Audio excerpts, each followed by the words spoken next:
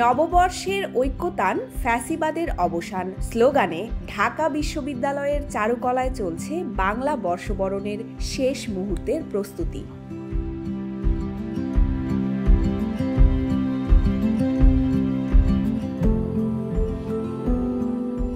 এবারের আনন্দ শোভাযাত্রায় থাকছে প্রধান 6টি মোটিভ, যার মধ্যে বিশেষ আকর্ষণ হিসেবে থাকছে ফ্যাসিবাদের মুখাকৃতি, মুগ্ধর পানির বোতল, শান্তির প্রতীক পায়রা এবং সাথে থাকছে পেঁচা ও মুখোশ। এছাড়াও শোভাযাত্রার বিশেষ আয়োজন হিসেবে থাকছে বস্ত্রের ওপর আঁকা লোকচিত্র বা পটচিত্র।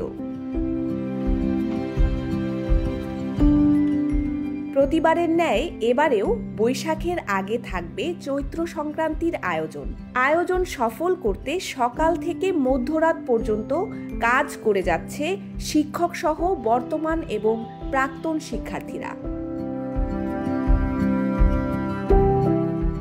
চারুকলা অনুষদের আয়োজকরা জানিয়েছেন, আনন্দ শোভাযাত্রার প্রায় অধিকাংশ প্রস্তুতি শেষ হয়েছে। এখন মূলত আমাদের যে মুখোশগুলো আছে এইগুলোর এখানে তৈরি প্রস্তুতি চলছে। বাংলার যে সাধারণ সংস্কৃতির আমরা কিছু প্রতীক দেখি, যেমন বাঘ, পেঁচা, হাতি, এই সব প্রতীকগুলো নিয়ে এখানে কাজ করা হচ্ছে। এছাড়া বর্তমান পরিস্থিতি সেগুলোরও কিছু চিত্র তুলে ধরার চেষ্টা করা হচ্ছে। আর শোভাযাত্রার যে প্রস্তুতি ওইখানেও সমসাময়িক এবং বাংলাদেশি ঐতিহ্য সবগুলো একসঙ্গে উঠে আসছে। যতটা বেশি কষ্ট করতে পারি জিনিসটা তত ভালো হয় আমাদের। তো সেভাবেই চলছে। আমাদের ধরে নেন যে 70% কাজ হয়ে গেছে। লোকোমোটিভ সেগুলো থাকছে। আমাদের যেই আপনার এবারের যে প্রতিপাদ্য নববর্ষের ঐক্যতান ফ্যাসিবাদের অবসান, সেই আলোকে একটা আমাদের বড় মোটিভ থাকবে।